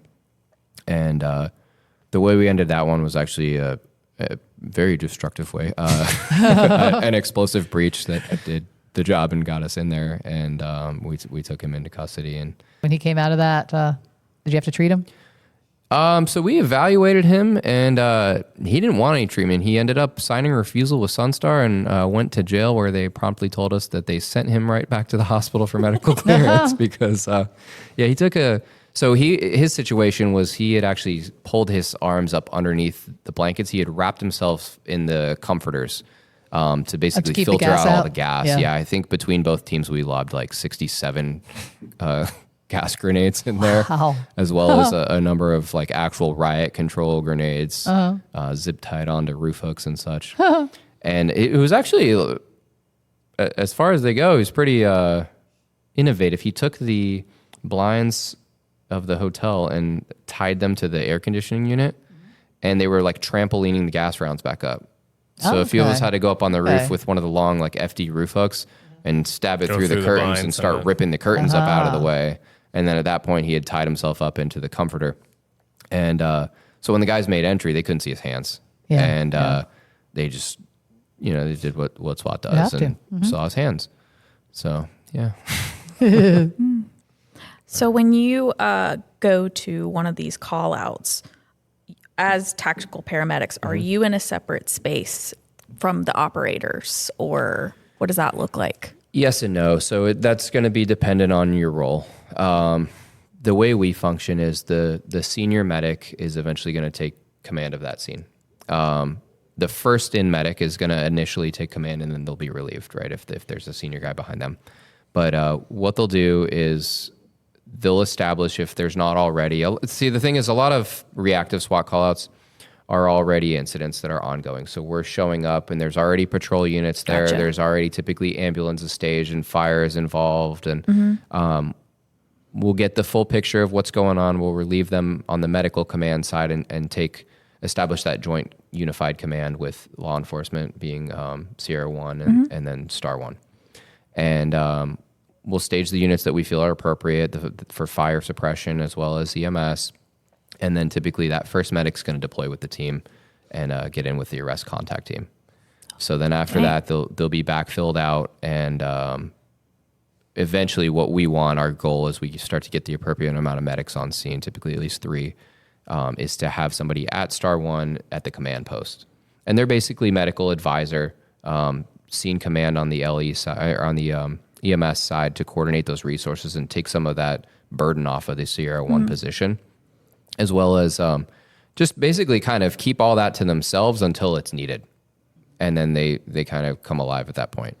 But basically, no, the first in medic is going to want to be with the arrest contact team so that if all of a sudden the guy comes out and presents a challenge and we take shots or we take an injured operator in the team, they're right there. So the goal is always to get medics as close to the point of injury as possible so that the treatment is as rapid as possible. And what if the situation is, this may be a dumb question, but maybe like it's an active shooting kind of situation. Is that still the case? Yeah, we're still going to want to get them as close to the site of injury I as don't possible. know. For some reason, I thought you guys were kind of off to the side and they kind of called you when they needed you kind of thing. Not So if the goal is to make entry for like a warrant, we'll typically be outside with the perimeter units. Okay. It's all risk versus benefit, right? Risk a lot to save a lot, risk a little to save a little. So you're not going to, there's no point in having a medic immediately make entry or be a number 1 or 2 guy, right? And now something happens to that said single medic on scene, and now you've got operators working on the medic. And that's definitely a contingent that we plan for because it is a possibility, but ideally you want them far enough removed from it so that if something happens, the medic is there to treat them, right? But that's also why we're running multiple medics to scenes and all of that. dang, interesting.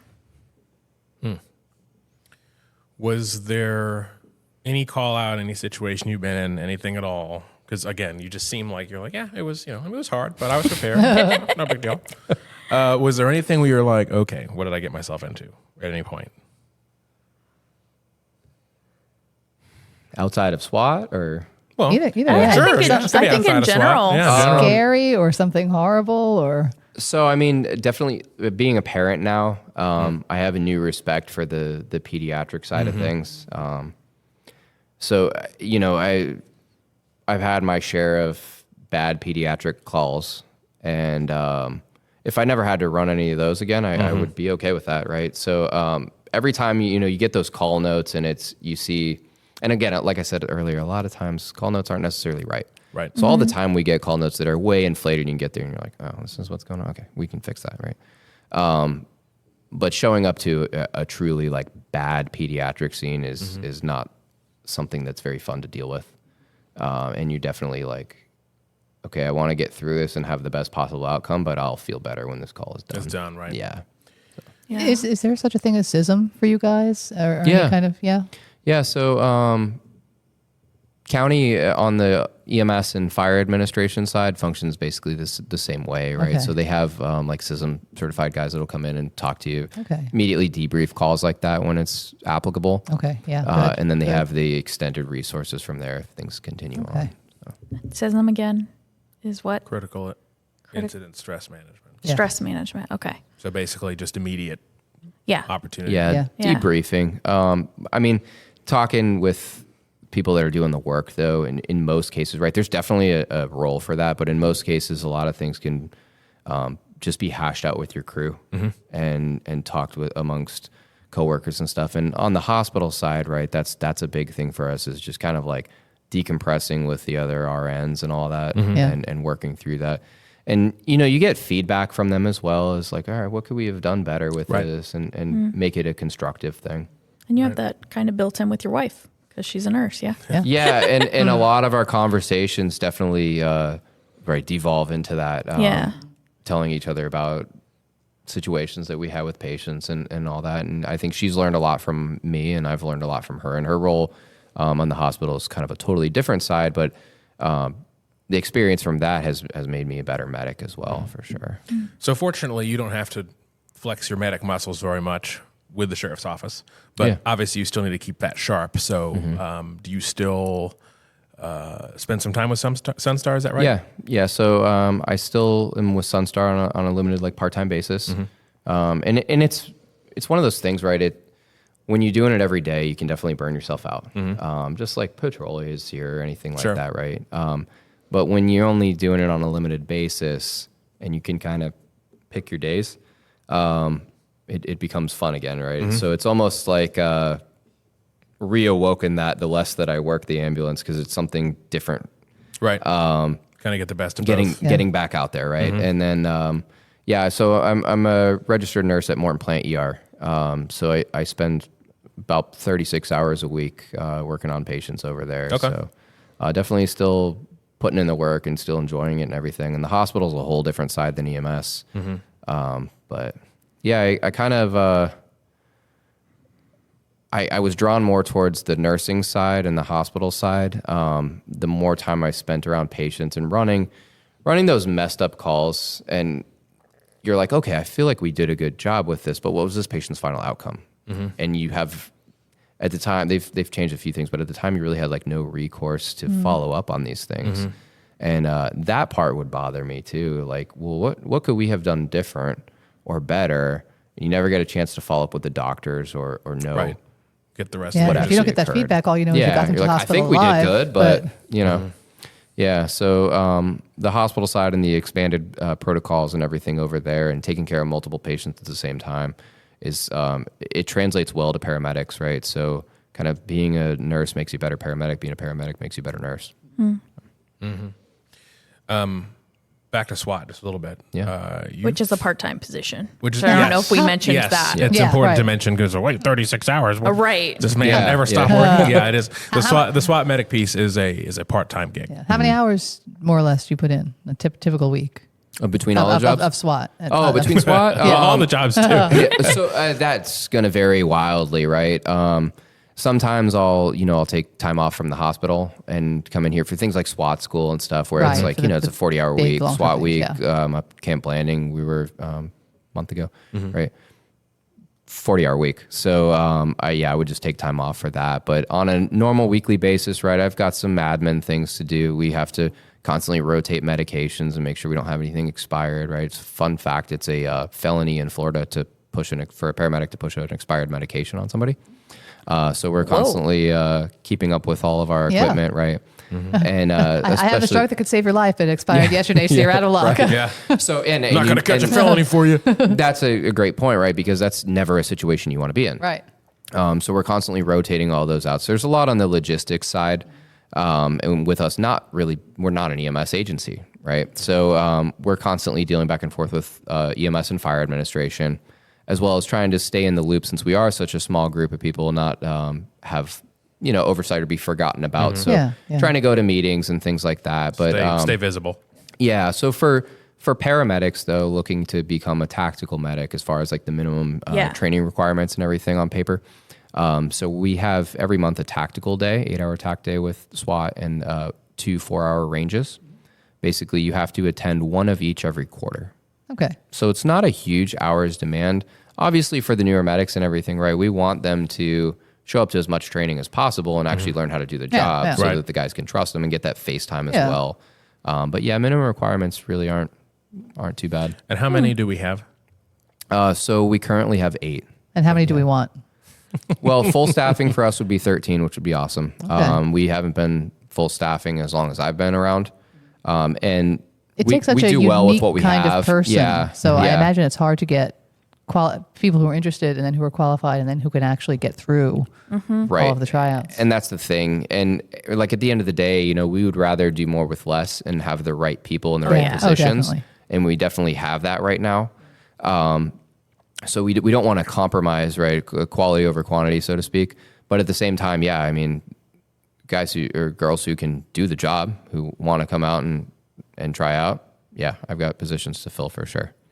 So yeah, we're What are you looking, other than like the actual qualifications of certifications? What kind of personality, what kind of drive are you looking for?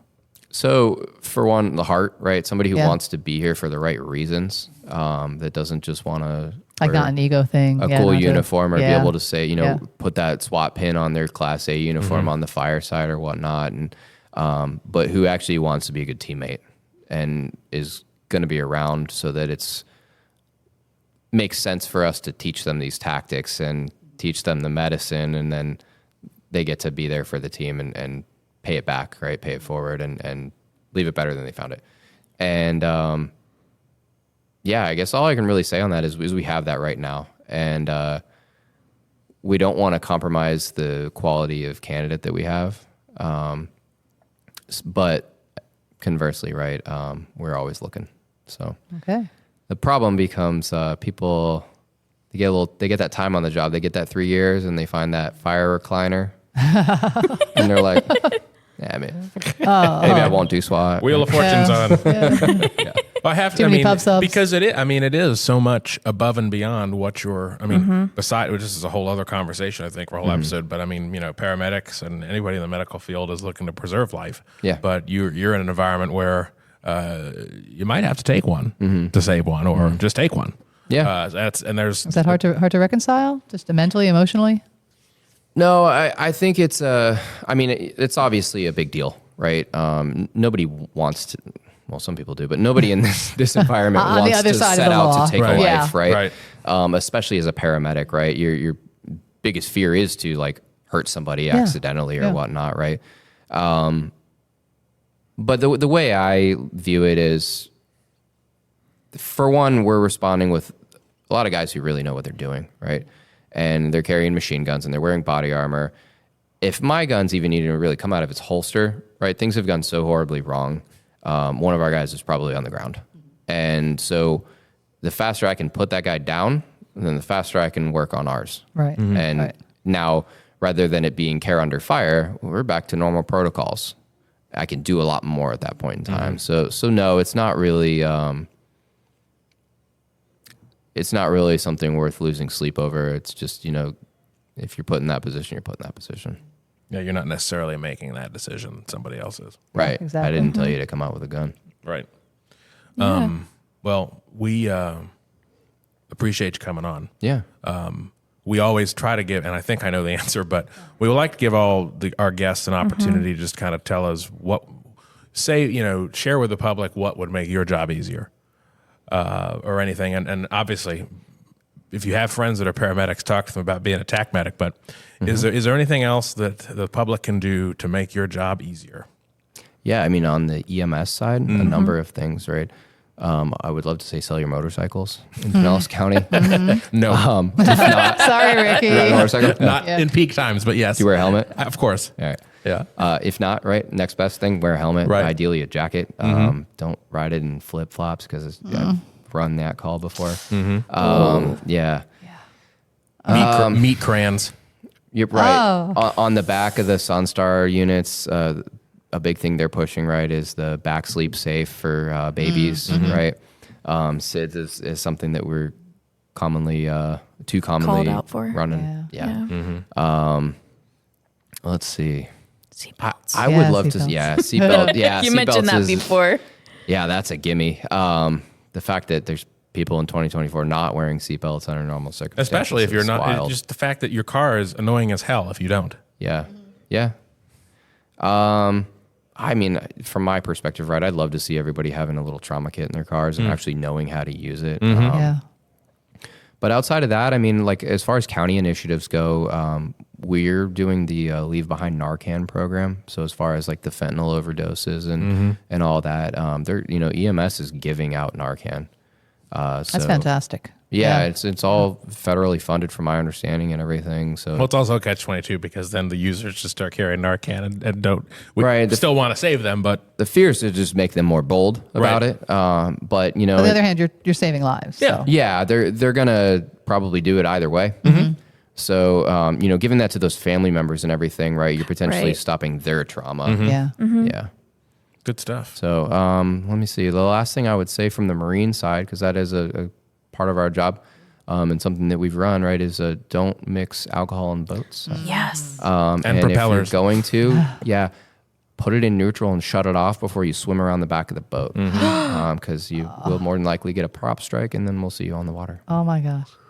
That Well, is- that and I'm getting ready to put together some marine tips and some of the stats that I'm seeing that accidents that do occur in boating, generally when there's a fatality, it's a drowning. So people need to wear PFDs. Yeah. And they have ones that aren't like crazy. Like, Yeah, and the Stylish Marine PFD. Division Yes. is typically like some of the easiest going deputies around here, but that is the one thing that they will absolutely hammer somebody on is minors without life jackets. Every single time they're going to give a ticket, just because the risk of that. I mean, they go off the boat, go to the bottom of the channel, and never come back up. Right. So, yeah, people just don't think it'll happen. They just don't. or they get drunk and try to swim across a jetty and get pulled out into the Gulf. yeah.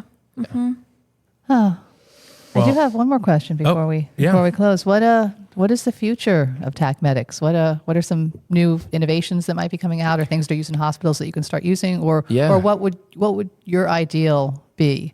What changes would you see for tactical medics at our agency? My ideal might differ from the future, right? But in a perfect world, right, there's a lot of major technology advances. One that the county's been looking at is the Lucas device, What's that? which we're using all the time in the hospitals. That's basically that CPR machine. Okay. So your first Okay. compression is exactly the same as your last compression, and I can tell you statistically we're having better outcomes with it. Okay, wow. So not cheap, but awesome, and it reduces the amount of hands that you need on a scene, which in the tactical environment, it could be could be a absolutely. game changer. Whole blood is like kind of it's this medic team's little like project of passion, right? Because that's the thing that could make the biggest difference. Yeah, because right now you can only Right get now fluids. You get the volume up, we're but it's carrying not. normal saline. Yeah. Everybody will jokingly call it pasta water because it Doesn't carry doesn't carry oxygen. oxygen, right? So all we're really doing with that is we're getting the blood pressure back up and keeping Yeah. that next heartbeat coming. So you're just saying to have blood? Yeah. I Whole, didn't know if whole blood was Whole blood? a company blood, or so something. Not skim blood, whole blood. No, I'm not pushing any I was company getting in particular, confused. right? 2% blood? Whole blood just being like if you were to draw blood directly from you and put it in a bag. Okay. So versus to have blood. things like platelets Like a transfusion, or- you could do it in a hospital. I Yeah. just didn't know if it was a type of blood. No. Almond blood. It's all of it. Whole blood. Yeah. Soy blood. Vegan. Sure. That really was pioneered by like the flight side of things and critical care, right? that they're carrying that. They're carrying IV pumps, video laryngoscope for intubations, all things to just improve patient outcome. What prevents you from just carrying blood? I'm sure it's regulated and like, I got some blood in my Yeti over here. Like, Yeah. Logistics, right? So there's no arguments for medical direction or any doc that you talk to that's not superior, right? It's cost and logistics, regulations, like you said, as far as how it's stored and monitored. And in our case, right, it comes down to case usage, right? So how many things of blood are we carrying around versus how much are we actually going to use? What's the waste? What's the rotation going to look like, right? There are systems doing it. It is the future, but we're not there yet. That's what we're moving towards. And that's what we're talking about right now. So the future, so I might as well full send, right? yeah, absolutely. So in my eyes, right, I would love to see a full-time TacMed program and guys getting out with the patrol initiatives, with TIS, with the high-risk calls, and kind of similar to how K9 is floating and jumping the hot calls, right? Put medics in areas where they can, make a difference and be there for these point-of-care injuries. It's like a North TacMedic and a South TacMedic just available wherever, yeah? Yeah, I would love to see that. That would be amazing. Maybe, Is there talk about that? not much outside the team, right? Yeah, we're talking now. We're talking future, right? Yeah. So why not? Yeah. Well, I mean, you just think about Lieutenant Stang's situation, and one of the head guys for St. Pete happened to be around the corner and could get there, faster. Yeah. Right. Not that we don't have great response times for EMS, but just it helps for sure. But any expertise that you could add, Absolutely, for sure. only helps. All good stuff. Yeah. Thanks again for coming. Hey, we've gotten things out of these conversations before, so at least the conversation will start somewhere. But thanks for all you do, all you have done, and thank you for coming and talking with us. Hope it wasn't too scary, but you're a cool cucumber about everything, so it matters. What's your pulse rate right now? What's your heart rate? Yeah. What does scare you? Mine still 52, hasn't right? recovered from the tourniquet. So 70s. Yeah. Okay. A little elevated, maybe. But. Yeah, maybe a little bit. So do I do your part at the end since you did my part at the beginning? Let me hear you say it in a sultry voice. Oh, I don't know about that. Say it in my podcast voice. Come on. No. You want me to do it for you? No. So there are one thing we always like is to hear from our listeners, and there are a few opportunities to do that. So one is via email, lets56@pcsonet.com, and we also have the dedicated 56 podcast Instagram, which is 56 spelled out podcast on Instagram. So please follow us, engage, and let us know what you thought about the episode. Yeah. Thank you. Now you say. What's your closing line? Do you have a closing line? I change it up, but until next time, thanks for listening. Until next time, thanks for listening. Boom.